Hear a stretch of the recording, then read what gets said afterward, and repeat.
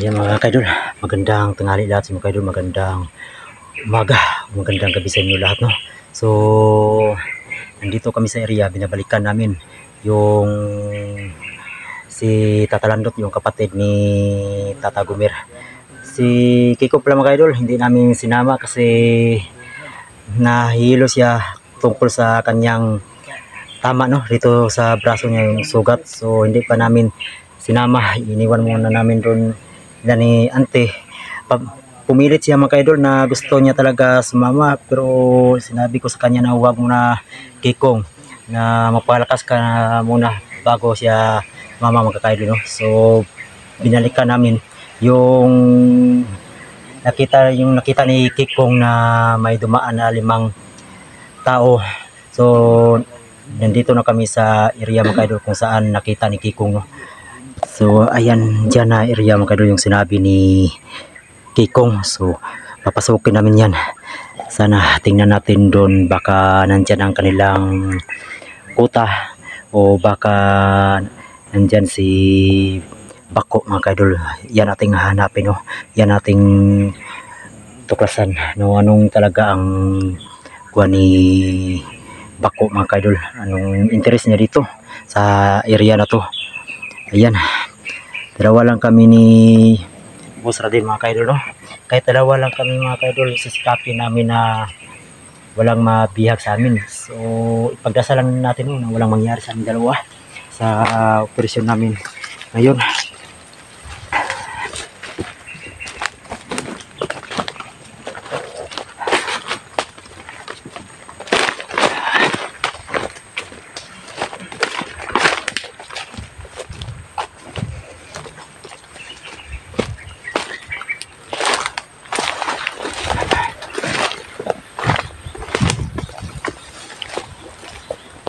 Dito mga kaidol, yung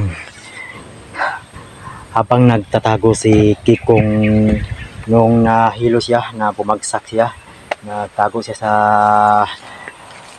sa puno ng saging. Oh, sige, puno ng saging. So may dumaan na 5 tao nakaarmado na dito dumaan.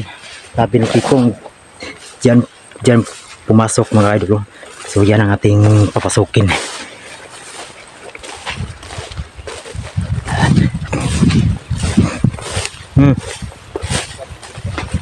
Ha?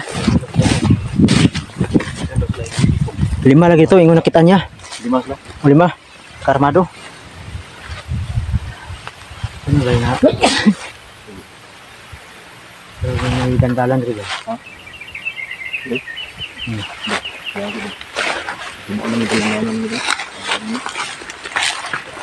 So yun ako din, may daan.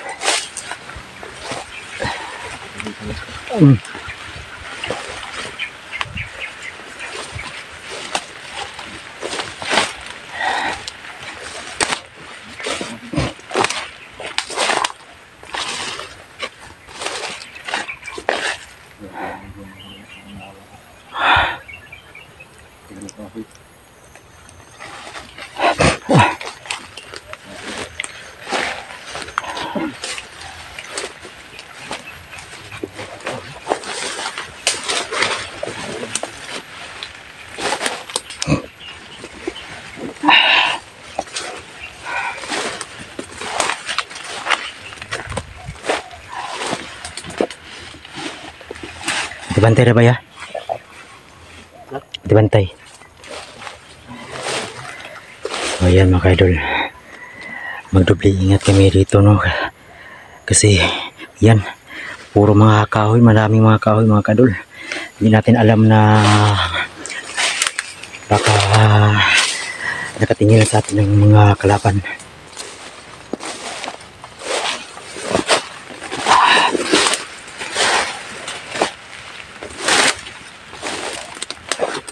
Kailangan namin to talaga gawin to mga kaidol, kasi request to ni Tata Gumir. So ayun, hindi namin muna nagpatuloy dun sa pagtulong dun sa problema na ni 69 mga kaidol, no? Dun sa ila dato na kasi naitindi ko pa rin ang yung sinasabi ni Tata Gumir na kanyang nakatatandang kapatid. So ayun, dito muna kami pupokus muna ni Boss Radin mga kaidol, no? Para mahanap namin si Tata Landot, para magkita-kita na sila ni Tata Gumir.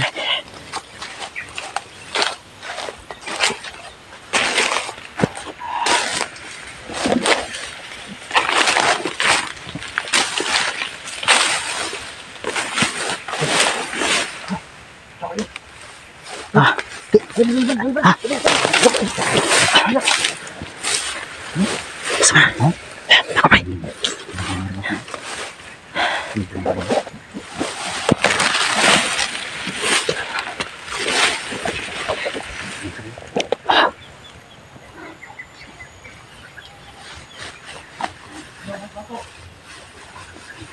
Ayan mga kaidol, yan ang sinasabi ko na hindi tayo mag-paros-taros na kasi nandito na sila sa paligid.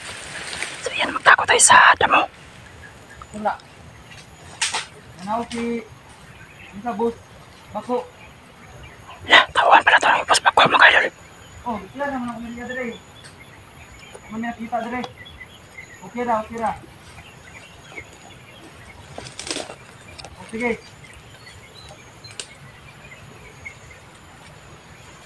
Ya, turun dari sunod adlaw. Diba?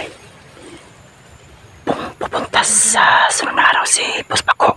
So yan ang ating aabangan mga kaidol. Kung undangan do clear do dari mga area do nato dire. Kado ko do dito dire. Abangan natin mga kaidol. Sa sunod na araw, dadating daw si Boss Bako. Tingnan natin anong mukha ni Boss Bako mga kaidol. Kung sino talaga si Boss Bako. Lah, si Landot bay. Iskutan na si Landot bay. Bako na si Landot. Ayun mga kaidol. Pinangkit nila si Tata Landot mga kaidol. Hinahanap pa rin nila si Tata Landot. Ano daw ipadala nga mga kaumad po daw ni Bako daw. Dapat maunahan namin sila mga kaidol. Dapat kami makauna sa pagkita kay Landot.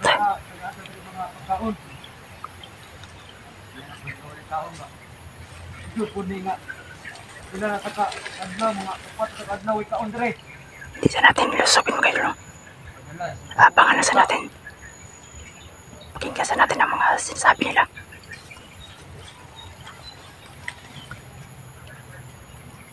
Ano daw ni Commander Bako nga ako daw dilata nga dito daw sa mangahoy. Tayo sa. Mangahoy dire niya. May pala mga dilata. Ano ko lang patay na ng Bako. Padala sa mga kauban.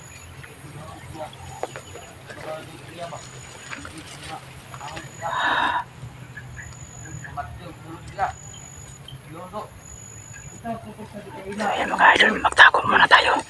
Hindi tayo muna magpakita. Pakinggan lang natin ang kanilang mga sinasabi, no? Dong. Iling ka dali. Iling ka dali, pinay.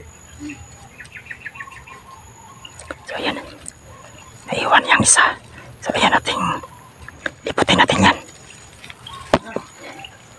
So, dito ka dito natin.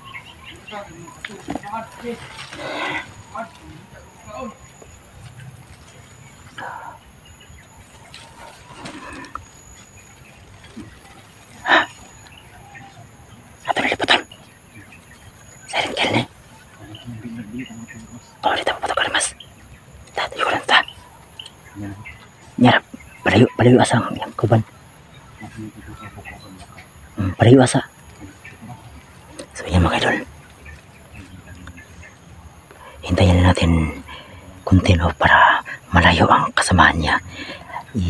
Gawin naman ito ni Boss Radin mga idol, silent kill. So ayan, i-set up natin tong cellphone. Kakapangin natin yan.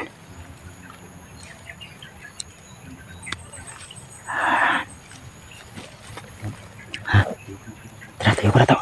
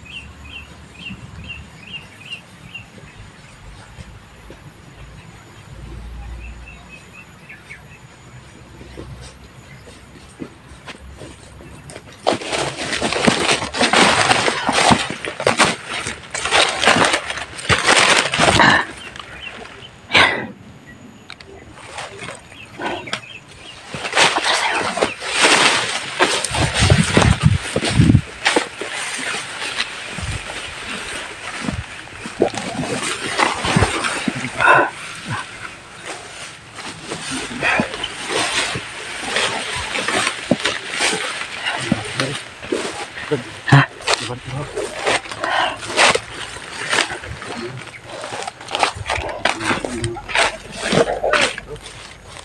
Balik.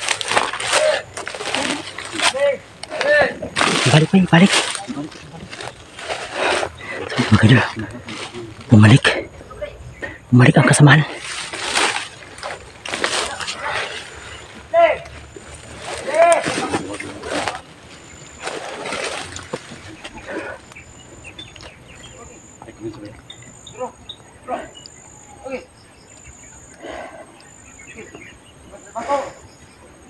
Ito diyan, sa kauban nga. Sa grupo. Kung kamayon, tutod. Nawag. Ayan mga idol.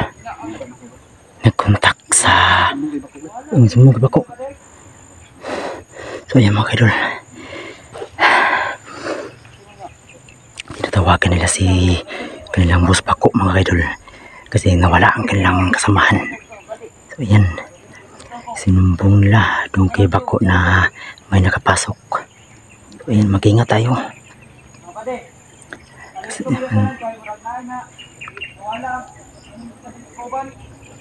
so yan, magpadala daw sila ng maraming tauhan. Ayay.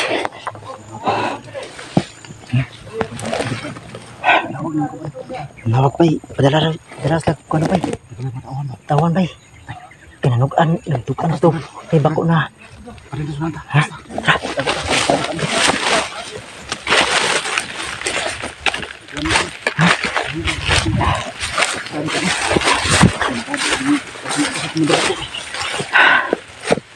Ayan mga idol. Lalayo tayo muna sa kanila. Nanawag yung mga kauban. Nanawag siya sa kauban. Bay. Kuan may abti kayang kuan bay. Ang kanyang ng tigkon ba? Kuno tig cellphone. Mo kanino? Nawag ra yung pagwala sa ikauban. Nay pabalo na nay nakasulod. Mo kanino? Ni mapadala rog lang ang tao ro. Mo kanito. Sunod adto ro bay. Ha? Mo kuan si Bako. Mo ito mo nang ibang ka na po nga. Balik mo ito lagi sa Bako do. Mo na itong atngan bay sa hinawong ni Bako bay. Sige, ano to na. Sa itsura mo. Wala yung kita na ba? Hmm? Wala yung kita mo sa ligwera niya. So yun kung makadol na. Baka bukas na. Pupunta na dito si Hindi Bako mga kadol. So araw mga kaidol o baka bukas pupunta daw ang kanilang tawag ang tinawag doon kay Bako, Boss Bako mga kaidol. Yan ang ating abangan, no. Tingnan natin kung anong mukha niya talaga. Tinago namin sa Niya, at alamin natin kung anong pakay niya dito. salamat. Ha? Paridan ko sa